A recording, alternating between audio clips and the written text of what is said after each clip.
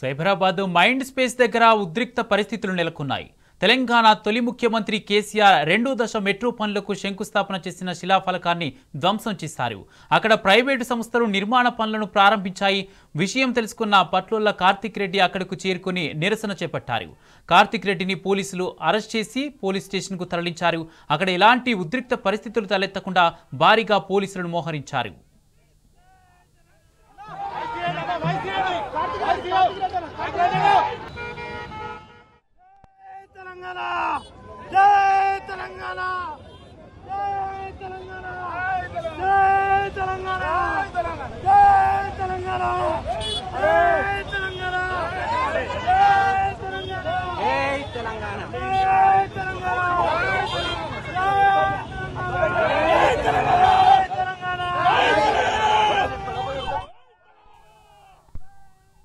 Cyberabad mind space దగ్గర ఉద్రిక్త పరిస్థితులు నెలకొన్నాయి.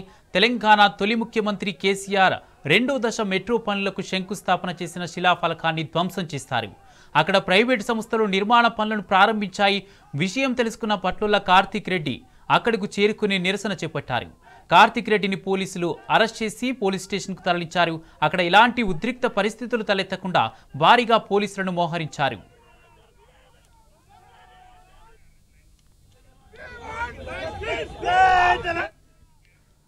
సైబరాబాద్ మైండ్ స్పేస్ దగ్గర ఉద్రిక్త పరిస్థితులు నెలకొన్నాయి. తెలంగాణ తొలి ముఖ్యమంత్రి కేసీఆర్ రెండో దశ మెట్రో పనులకు శంకుస్థాపన చేసిన శిలాఫలకాన్ని ధ్వంసం చేశారు. అక్కడ ప్రైవేటు సంస్థలు నిర్మాణాలు ప్రారంభం చేశాయి. ఇదే అంశానికి సంబంధించి పూర్తి అప్డేట్స్ మా ప్రతినిధి అరవింద్ లైవ్ ద్వారా అందిస్తారు. అరవింద్, తెలంగాణ తొలి ముఖ్యమంత్రి కేసీఆర్ రెండో దశ మెట్రో పనులకు సంబంధించి శంకుస్థాపన చేసిన శిలాఫలకాన్ని కూడా అక్కడ ధ్వంసం చేసినట్టుగా తెలుస్తుంది. అక్కడ పరిస్థితి ఏంటి?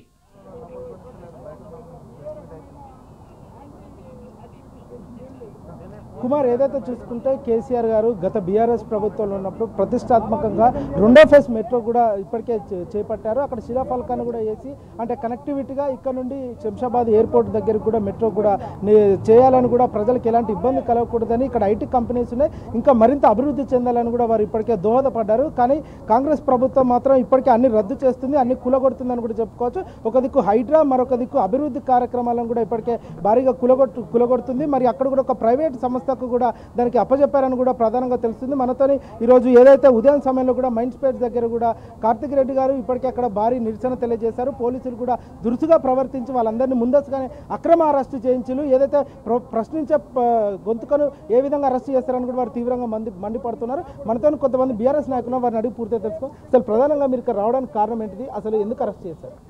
ఈరోజు మన కేసీఆర్ గారి ప్రభుత్వంలో ఆయన ఒక విజన్ ఉన్న నాయకుడు. మైండ్ ప్లేస్ దగ్గర సెకండ్ ఫేజ్ మెట్రో స్టార్ట్ చేసిండు.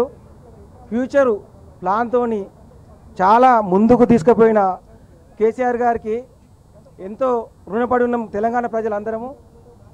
కానీ ఈరోజు కాంగ్రెస్ ప్రభుత్వం వచ్చిన తర్వాత ప్రతిదీ తెలంగాణను నాశనం చేసేందుకు, భూస్థాపం చేసేందుకే కంకణం కట్టుకున్నది. ఒక హైడ్రా అని ఒక హైడ్రా తీసుకొచ్చింది. హైడ్రా తీసుకొచ్చి పేద ప్రజల బాగు కోరాలే కానీ పేద ప్రజల నాశనం కోరుకుంటూ హైడ్రా నామరూపం లేకుండా రియల్ ఎస్టేట్ను భూస్థాపం చేసింది. ఫస్ట్ హైదరాబాద్ కాదు, యావత్ తెలంగాణలో భూస్థాపం చేసిందంటే హైడ్రా తీసుకొచ్చి రేవంత్ రెడ్డి తెలంగాణలో రియల్ ఎస్టేట్ నాశనం చేసిండు. తర్వాత ఇవాళ ఎంతో ప్రతిష్టాత్మకంగా తలపెట్టిన సెకండ్ ఫేజ్ మెట్రోను కేసీఆర్ గారు శంకుస్థాపన చేస్తే ఆ శిలాఫలకాన్ని ధ్వంసం చేసి ఇవాళ వారు ఎంతో ఆనందం పొందుతున్నారు. కేసీఆర్ గారి నామరూపం లేకుండా చేయాలని అనుకుంటారు. కానీ కాంగ్రెస్ ప్రభుత్వము రేవంత్ రెడ్డి తరం కాదు ఎన్నటికీ. కేసీఆర్ గారి నామరూపాలు చేయడం, నామరూపం లేకుండా చేయడం ఎవరి తరం కాదు. ఇవాళ మేము కార్తీక్ అన్న పిలుపు మేరకు షేర్లింగంపల్లికి వెళ్ళి కానీ శంషాబాదు రాజేంద్ర నగరు లక్షలాది మంది, వేలాది మందితో తరలి వచ్చి ఓన్లీ పాలాభిషేకం చేద్దామనుకున్నాం. కానీ మేము ధర్నాలు చేయలేము, రాస్తారోకలు చేయలేము, ఏవి ఆపలేము. కానీ ఈరోజు దౌర్జన్యంగా మమ్మల్ని అందరినీ నార్సింగ్కు, గచ్చిబౌలికి, మాదాపూర్కు, కొండపూర్కు పోలీస్ స్టేషన్లకు తీసుకుపోయి అక్రమ అరెస్టులు చేసి పండగ రోజు కూడా మమ్మల్ని కూర్చుండబెట్టిరు. ఇది దౌర్భాగ్యమైన ప్రభుత్వం కాంగ్రెస్ ప్రభుత్వం అని తెలుపుతున్నాను. ప్రధానంగా ప్రైవేట్ వ్యక్తులకు కట్టబెట్టడానికే రేవంత్ రెడ్డి చేస్తున్న పన్నాగం అన్నట్టు. ఆల్రెడీ శంకుస్థాపనను శిలాఫలకాన్ని తీసేసి ప్రైవేట్ వ్యక్తులకు కట్టబెట్టిండు. ఆల్రెడీ రేపు ఎల్లుండి అది భూమి పూజ చేసి ఇంకా స్టార్ట్ చేయడమే. ప్రైవేట్ వ్యక్తులకు ఈ దానదత్తం చేసేందుకు వాళ్ళు ఈ 5 సంవత్సరాలలో కనీవి నేను ఎరగని రీతిలో సంపాదించుకున్నందుకే వచ్చిర్రు, అంతే తప్ప ఏదో ప్రజలను ఉద్ధరిద్దామని రాలేదు.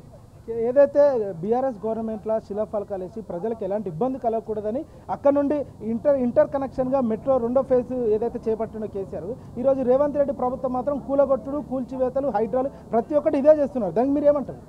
ఈరోజు కార్తిక్ రెడ్డి గారి పిలుపుపై మేము రాయనగర్ వాసులము అందరము మన ఈ మెట్రో రైల్ కోసం వచ్చాము. సో ఇది రాజేందర్ నగర్ కాన్స్టిట్యున్సీకి చాలా పెద్ద మైనస్ ఇది మొత్తం టోటల్గా.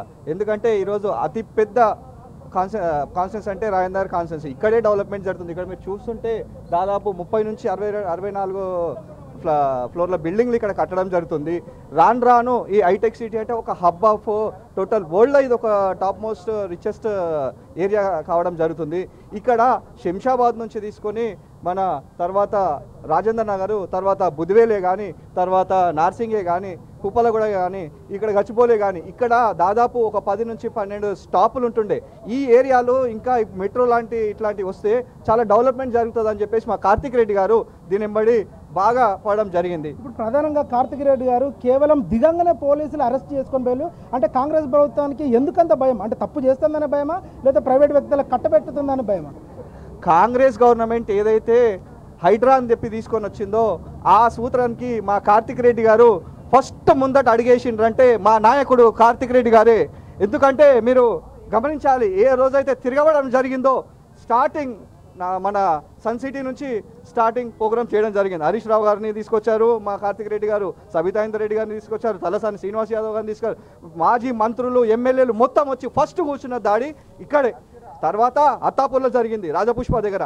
అక్కడ కేటీఆర్ గారు మరియు మాజీ మంత్రులు, మా ఎమ్మెల్సీలు వాళ్ళే ఏడైతే ప్రశ్నించే గొంతు తీసుకొచ్చిండో హైడ్రాకి ఆయన మా నాయకుడు కార్తిక్ రెడ్డి గారే. ఇక్కడి నుంచి స్టార్ట్ చేసినామంటే అప్పుడే హైడ్రా కూల్చివేతలు ఆపడం జరిగింది. ఏ పాత నాయకులే కానీ ఈ కాంగ్రెస్ నాయకులు ఎవ్వరు ఒక్కొక్క వాళ్ళ కట్టుకున్న విల్లాస్ కూడా కొట్టించుకుంటలేరు, వాళ్ళ ఇల్లులు కూడా కొట్టించుకుంటలేరు.